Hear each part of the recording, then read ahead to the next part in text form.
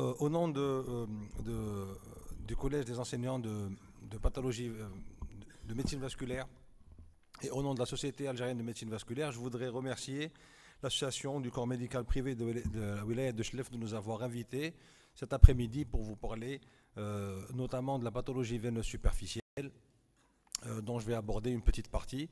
Et ensuite, donc, on enchaînera avec la contention, avec le professeur Hadri, et le docteur Hamamid aura la lourde tâche de nous parler de lymphœdème. D'abord,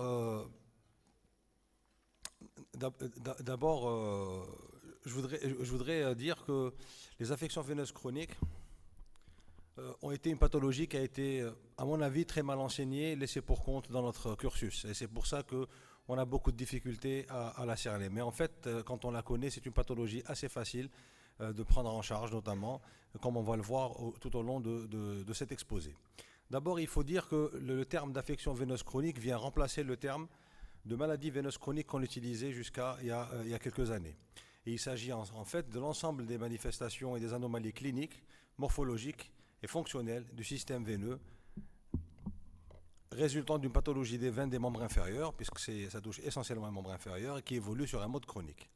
Alors l'insuffisance veineuse chronique, comme on va le voir, c'est une partie des affections veineuses chroniques. Elle peut être superficielle, associée ou pas à une insuffisance veineuse profonde.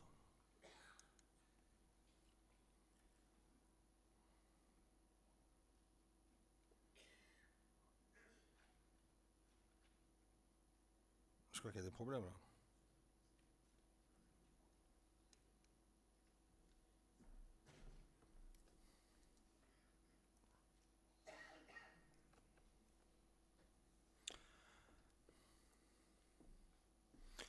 Alors sur le plan épidémiologique, les affections veineuses chroniques sont des pathologies très fréquentes dans les pays industrialisés et occidentalisés. Mais par contre, il faut savoir que la plupart des études qui ont été faites, ce sont des études qui sont biaisées d'emblée, parce que pour la plupart de ces études qui ont été faites, ce sont des études qui ont été faites par des laboratoires pharmaceutiques qui avaient en arrière-plan de vendre leurs médicaments. Et c'est pour ça que à chaque fois qu'on essaie de voir des chiffres et de prévalence ou de fréquence de cette pathologie, on a toujours été très sceptique par rapport aux chiffres qui sont prononcés. Par contre, ce qui est sûr, c'est que c'est une pathologie qui coûte assez cher, puisque au niveau de la Grande-Bretagne, en Grande-Bretagne, elle représente à peu près 2% du budget national donc de frais de santé donc dans ce pays. En France, selon les données de l'INSEE de 1996, les affections veineuses chroniques toucheraient à peu près 18 millions d'adultes, essentiellement représentés par des femmes dans 60% des cas. Mais il faut savoir qu'en France, il y a 10 millions de patients qui se plaignent d'avoir des varices visibles. Ce qui représente, il faut savoir qu'en France, je crois qu'ils sont 60 millions d'habitants, ça fait quand même à peu près un sixième de la population. Il est vrai que du fait qu'il y ait des signes fonctionnels qui sont très dispersés, non évidents, en rapport avec la maladie veineuse chronique, on a eu beaucoup de difficultés à aller et toucher cette pathologie.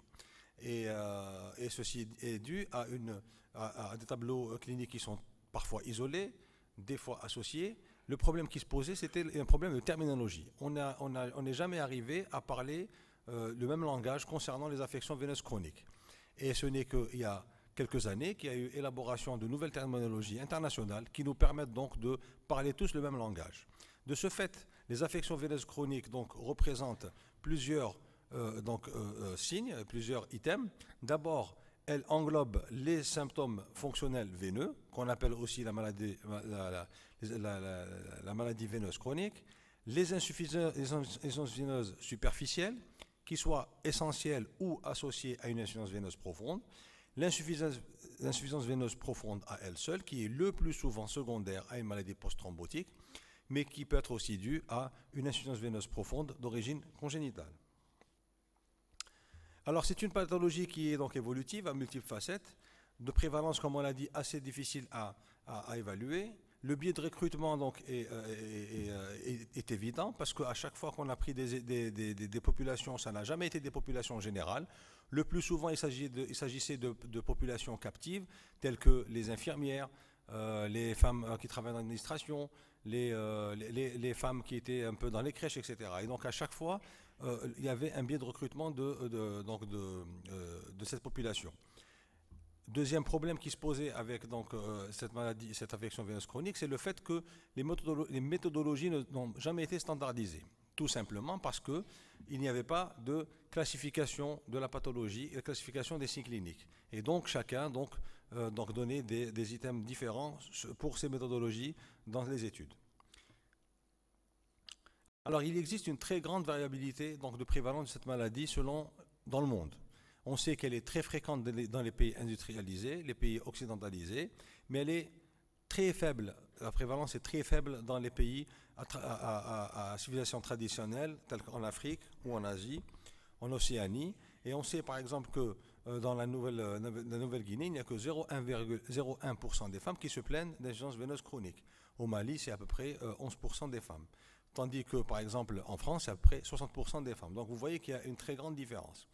Alors, par contre, on sait que les migrants présentent une prévalence aussi importante de l'affection veineuse chronique que dans le pays où ils ont été adoptés. Par exemple, aux États-Unis, il n'y a pas de différence dans la prévalence selon l'ethnie, selon qu'on soit caucasien, hispanique, noir ou asiatique. Alors, selon les différentes études, ici, donc, c'est juste plusieurs études qui ont été élaborées entre les années 70 et les années 2000. Vous voyez que la prévalence, que la pathologie touche à peu près 55 à 60% de la population active et selon les études, ça va de 30 à 60%. Alors, ce qui est intéressant de voir dans cette étude, c'est que, mis à part l'étude de Carpentier de 2004 qui a utilisé donc un standard, un lexique assez standard en utilisant la classification de CEAP qu'on verra tout à l'heure, toutes les autres ont utilisé donc des classifications de Weidmer ou des autres classifications. Et vous verrez, selon ces études, selon la méthodologie et selon donc, le type de varice qu'on veut voir, les fréquences sont très différentes. Par exemple, si vous voyez la première étude ici, sur 650 patients, on a une prévalence chez la femme de 26% et chez l'homme près de 13%. Mais ici, il regroupe tout type de varices. Si on voit un peu ici cette étude, par exemple, de 99 écossaise, ici, on détaille un peu donc, le type de varices, des varices tronculaires, réticulaires ou s'il existe un reflux, vous voyez que la fréquence donc, diffère. Par exemple, lorsqu'on parle de varices tronculaires, on a 26% de varices chez les femmes. Si on passe de veines réticulaires, on a 85%. C'est pour ça qu'il est très très difficile de pouvoir donner un chiffre particulier pour la prévalence de l'infection veineuse chronique. Alors, pour clore un peu cette histoire de prévalence, vous voyez que dans la population générale, il y a à peu près 40 à 50% de la population qui va se plaindre d'affection veineuse chronique. Il n'y a que 10% qui vont se plaindre d'insuffisance veineuse chronique, et c'est ceux-là qu'il faudra prendre en charge de façon assez active, parce que c'est ce type de patient qui va développer des ulcères de jambes qui sont très difficiles à prendre en charge. Alors, heureusement qu'il y a eu la classification CEAP qui a été élaborée dans une première fois en 1994, qui a remplacé la classification de Weidmer. Elle a eu pour particularité donc, de standardiser donc, le langage, et donc elle est divisée donc, en C pour la clinique, en E pour l'étiologie, donc quelle est la cause de cette affection veineuse chronique, en A pour l'anatomie, pour cibler la veine responsable, et ensuite la physiopathologie de cette insuffisance veineuse chronique.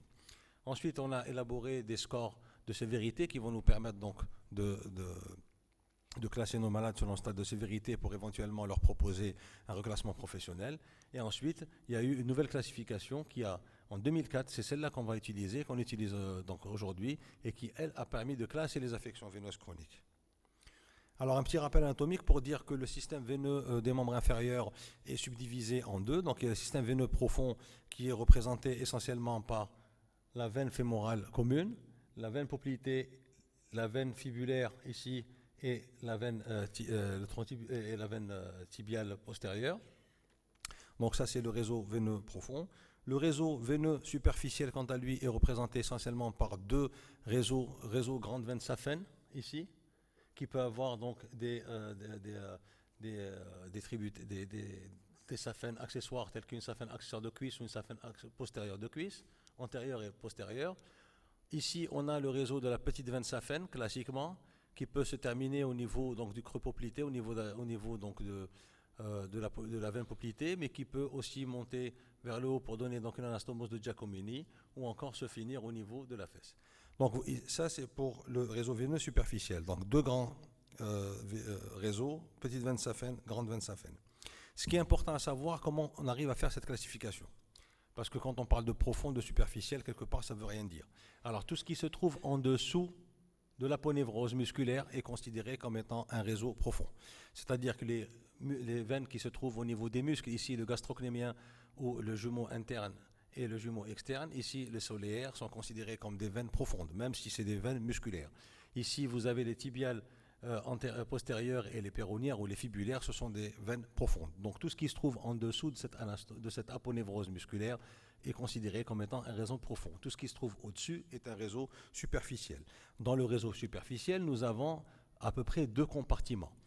Alors le réseau profond, comme je vous l'ai dit, est séparé du réseau superficiel par ce fascia musculaire. Alors au niveau du réseau superficiel, on va avoir grosso modo deux compartiments. Un compartiment saphénien qui est en fait une espèce de gaine dans laquelle on va retrouver des saphènes. Ça peut être une saphène interne ou la grande veine saphène, ça peut être une saphène externe ou la petite veine saphène actuellement, ça peut être une saphène accessoire de cuisse ou une saphène postérieure accessoire de cuisse.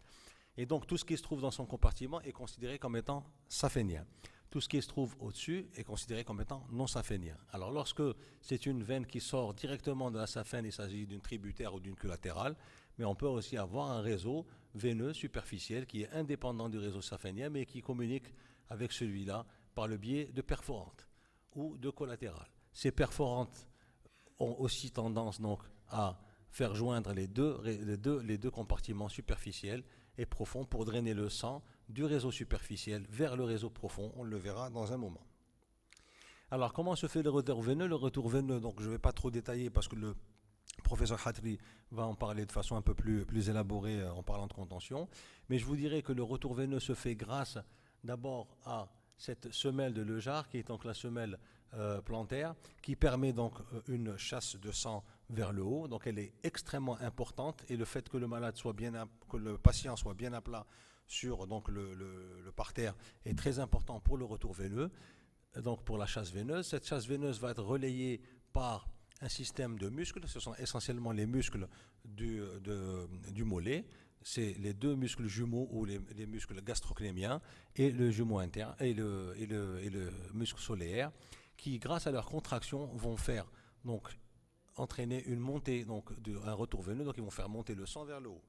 Alors comment se fait ce retour veineux? Il se fait grâce à un système de clapet anti-retour. Quand en fait vous avez une chasse qui se fait, donc un clapet anti-retour qui va faire monter une colonne d'eau fractionnée. Quand il va y avoir une compression en dessous, il va y avoir donc une chasse d'une colonne d'eau vers le haut. Ces valvules qui vont réagir comme étant des clapets anti-retour vont s'ouvrir, elles vont laisser donc le sang passer. Et lorsque donc, il y aura une décontraction musculaire, le sang va avoir tendance à redescendre et le clapet va se refermer. Et donc, ce fractionnement de colonne d'eau va permettre donc le retour veineux de façon antérograde vers le haut. Ici, c'est une autre représentation pour vous expliquer un peu plus le retour veineux.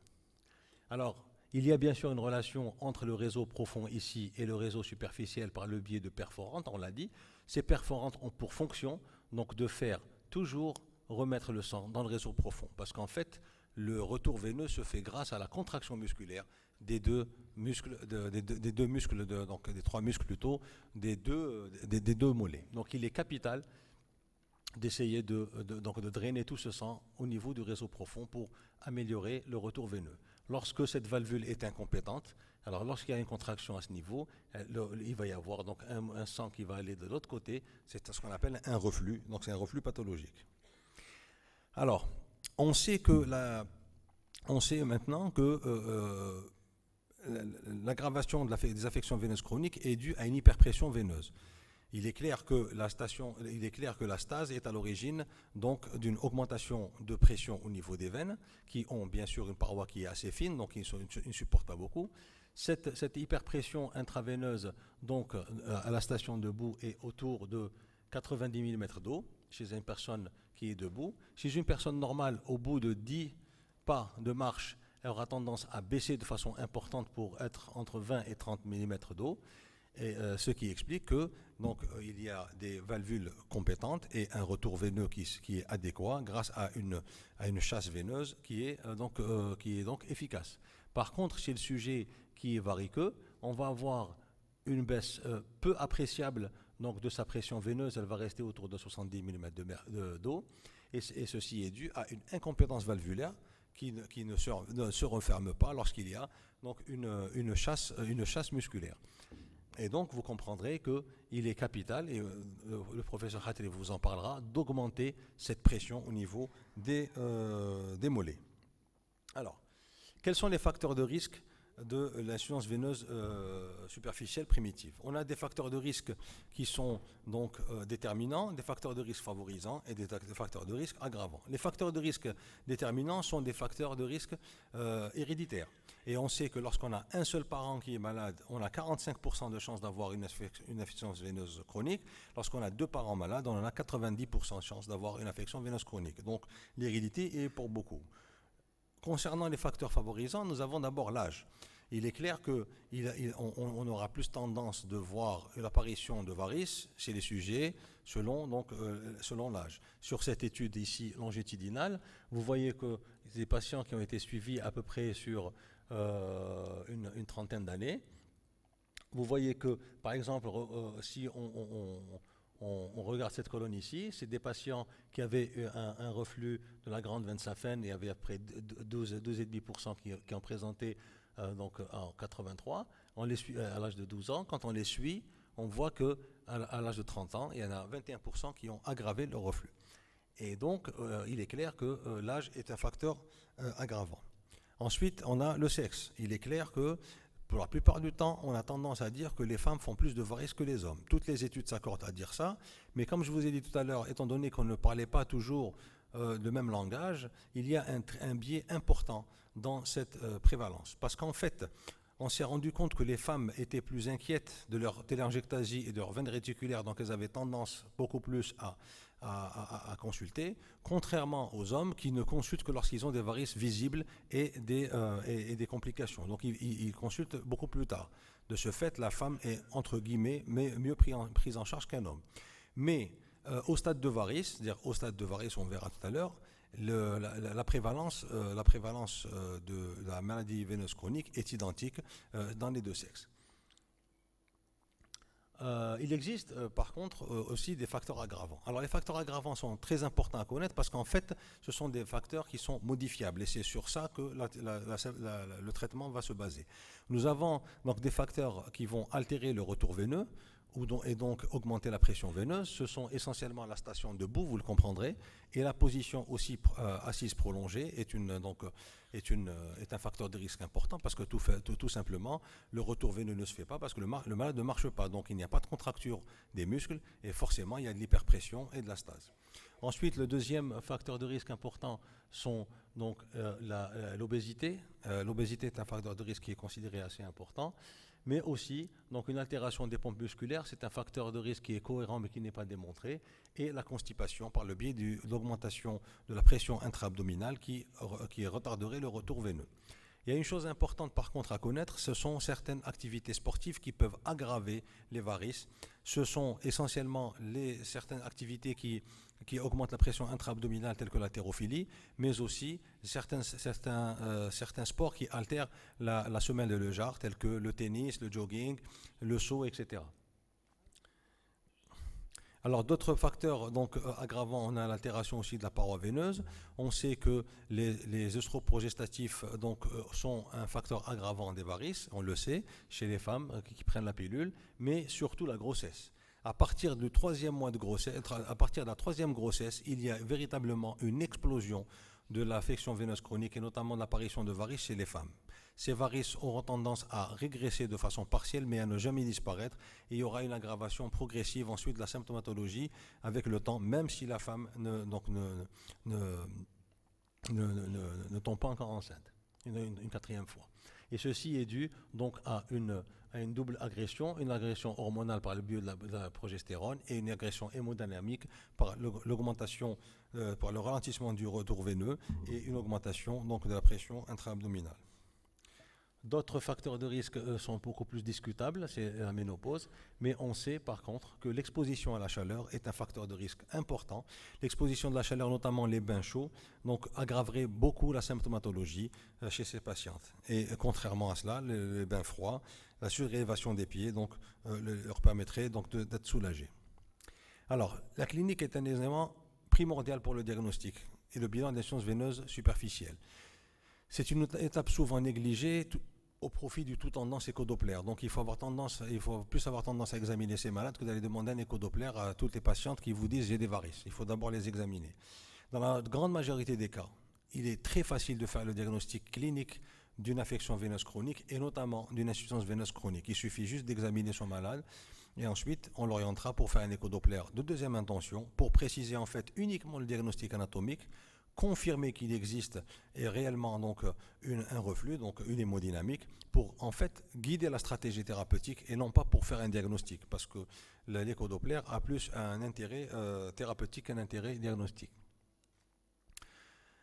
Alors l'interrogatoire donc doit préciser le motif de consultation. Alors il y a beaucoup de femmes qui vont venir vous voir, mais des hommes aussi, qui vont vous dire voilà j'ai des varices, etc. Mais il faudra préciser qu'il s'agit véritablement de symptomatologie qui est en rapport avec les affections veineuses chroniques. Donc ça c'est pas évident.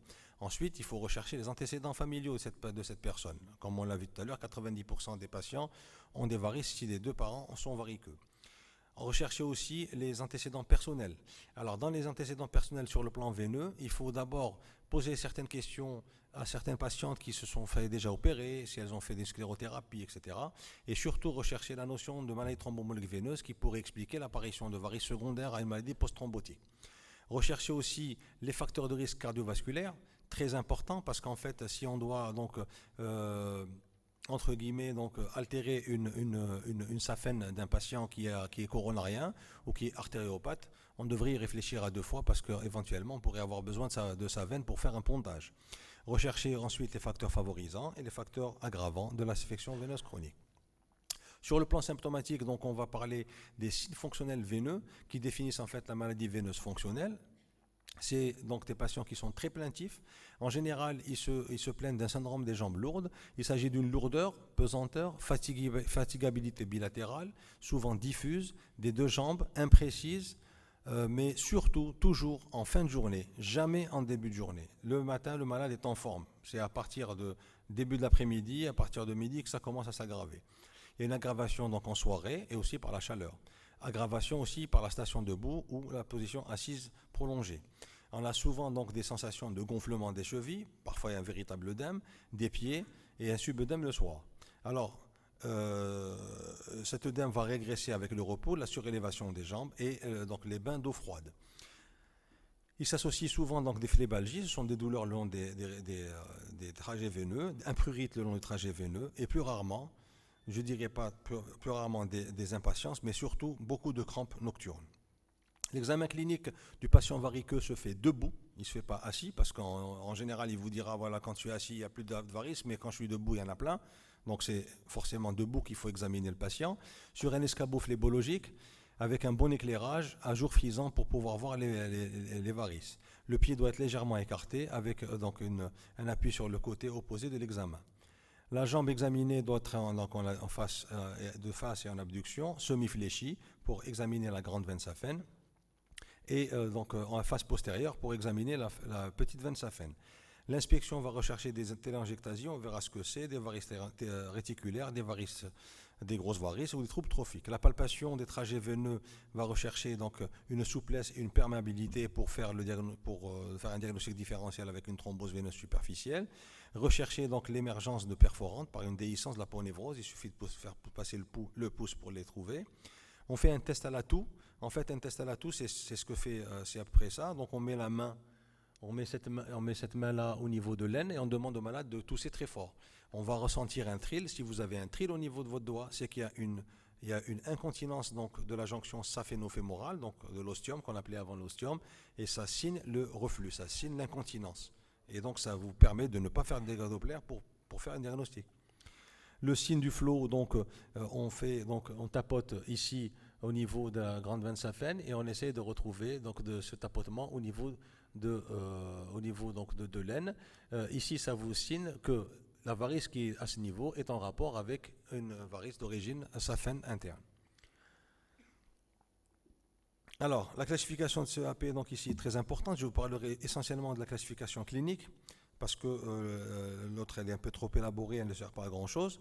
Sur le plan clinique, donc on subdivise donc cliniquement les stades en 7. On a le stade 0 où il n'existe absolument rien du tout. Le malade donc n'a ni télangiectasie, ni varice, ni rien du tout, mais par contre il se plaint donc d'une symptomatologie importante. Le stade 1, ce sont des télangiectasies que vous voyez ici, ou des varices réticulaires. Les télangiectasies, ce sont des spider veins, ce sont une confluence de vénules intradermiques qui peuvent être dilatées, mais toujours inférieures à 1 mm. Elles sont rouges, parfois elles sont bleues, elles sont un peu plus grosses. Elles siègent souvent à la face externe des cuisses ou la face interne des genoux, le creux poplité, souvent isolées, inesthétiques, et elles sont toujours détestées par les femmes. Le reflux, donc ça peut être aussi dû à une reflux de varice réticulaire isolée ou à une varice tronculaire.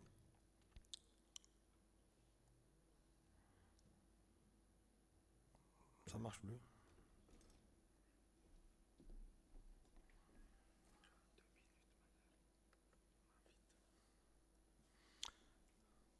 Le stade 1, donc, les veines réticulaires, ce sont des veines des télangiectasies un peu plus grosses. Hein. Alors, ce sont des veines dilatées, sinueuses, en maille de filet, de couleur bleutée, plus de 1 mm, moins de 3 mm, sous-dermique, et c'est souvent de la même manière que les télangiectasies. Le C2, c'est la varice. Hein. C'est la veine variceuse. C'est une veine qui est sous-cutanée, qui a un diamètre qui est supérieur à 3 mm en position debout, habituellement sinueuse, mais toutes les veines tubulaires peuvent être qui sont le siège d'un reflux, ce sont des varices. Donc, il y a certains sportifs qui ont des varices, qui ont des veines tubulaires, mais elles sont siège d'un reflux, c'est quand même une varice. Alors, elles peuvent être tronculaires, comme elles peuvent être non tronculaires, non systématisées, mais elles peuvent être aussi d'origine vulvaire ou périnéale. Le stade 3, c'est un stade donc d'œdème qui est situé le plus souvent à la cheville, rétromalléolaire.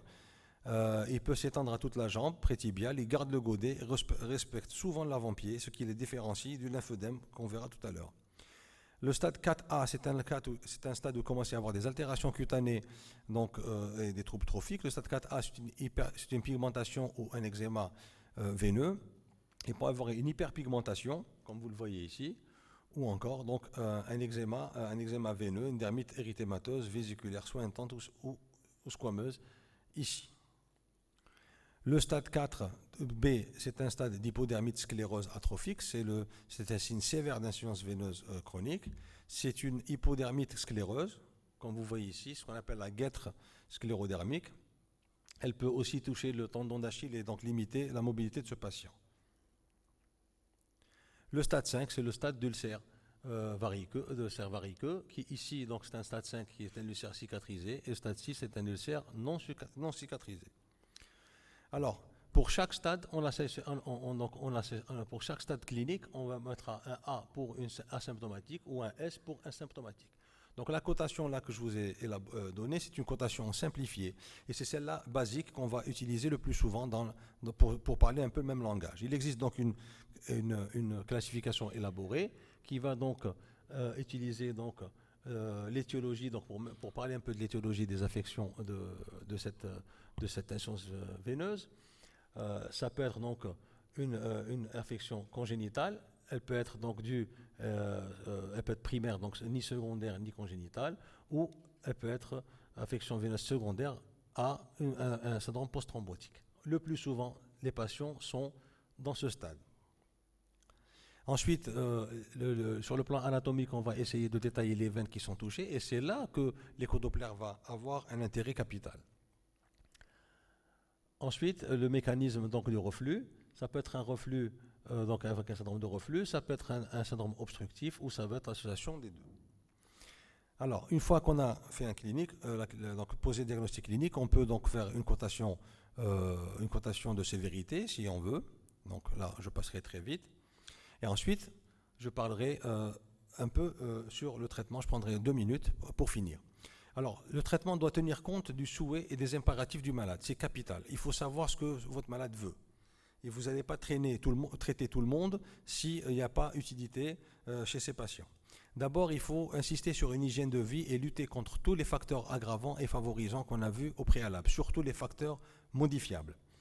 Il faudrait aussi, pour diminuer donc la symptomatologie, avoir le réflexe d'utiliser une contention et une compression élastique. J'en parlerai pas, je laisserai le professeur Khatri en parler, mais on peut aussi associer des vénotoniques qui donc sont très critiqués par certains, mais il y a certains produits qui ont quand même eu une AMM dans le traitement des affections veineuses chroniques, notamment dans les classes C0, c'est-à-dire des patients qui sont très symptomatiques, parfois même dans des classes C5 ou C6 où les patients présentent un ulcère de jambe, ça favoriserait la cicatrisation. Alors là, c'est un traitement, si vous voulez, symptomatique. Maintenant, sur le plan thérapeutique, il existe plusieurs techniques thérapeutiques actuellement qui sont en vogue. On a des procédures endoveineuses et des procédures chirurgicales. Je parlerai d'abord de la sclérothérapie. La sclérothérapie peut être donc utilisée, il s'agit d'une brûlure chimique de la veine, donc c'est un stripping chimique qui peut se faire de deux manières. Soit on fait une sclérothérapie en phase liquide, c'est ce qu'il faisait donc il y a quelques années, mais actuellement il y a la sclérothérapie à la mousse est devenue très en vogue, c'est ce qu'on utilise de plus en plus, surtout l'écosclérose à la mousse. L'écosclérose à la mousse consiste à injecter un produit sclérosant sous forme de mousse directement dans la veine saphène. Ça vous permet de faire donc un événage chimique de votre veine saphène que vous voulez traiter. C'est ce qui se fait. C'est ce qui se fait en chirurgie, parce qu'en chirurgie classique, qu'est-ce qu'on faisait? On faisait un événage chirurgical associé souvent à une crocectomie. Il faut dire que ce type d'intervention a tendance à diminuer avec les procédures actuellement en vogue. À côté de cela, on peut faire aussi des phlébectomies, une cure Shiva, donc c'est assez compliqué à faire, ou une cure Asval. En plus de ces techniques dont je vous ai parlé, il existe des procédures endoveineuses actuellement très en vogue, ce sont les procédures endoveineuses avec du laser endoveineux ou de la radiofréquence. Pour finir, je dirais que les affections veineuses chroniques représentent un ensemble très fréquent d'anomalies cliniques, morphologiques et fonctionnelles du système veineux, à multiples facettes et un motif fréquent de consultation, le plus souvent dispersé et itératif. C'est vrai que les femmes reviennent souvent vous voir pour ce type de pathologie. Seul un examen clinique attentif et bien conduit, aidé par une classification de CEAP, permet un diagnostic facile, précoce et permet d'établir une stratégie thérapeutique adéquate, le plus souvent simple en fonction de la demande du patient et de la gêne du patient. Il ne faut pas aller se lancer dans des thérapeutiques lourdes qui n'apportent rien. Le retard diagnostique aboutit à des stades avancés, comme on l'a vu, les stades C5 ou les stades C5, C6 et stade 4, avec des complications qui peuvent rendre le traitement très difficile, surtout onéreux et très long à mettre en route, et qui peut mettre aussi le pronostic fonctionnel du patient en jeu. Je vous remercie pour votre attention.